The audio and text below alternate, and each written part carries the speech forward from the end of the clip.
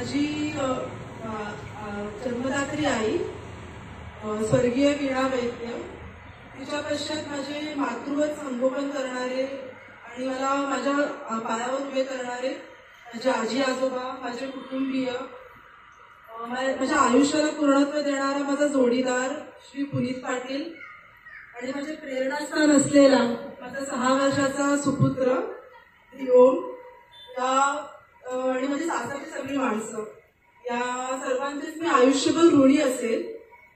आता झोम बद्दल सांगायचं झालं तर झोम हा शब्द असा मराठी साहित्यात विशेषतः प्रचलित नाहीये, म्हणून तुमची वारंवार झोंबी येत होता.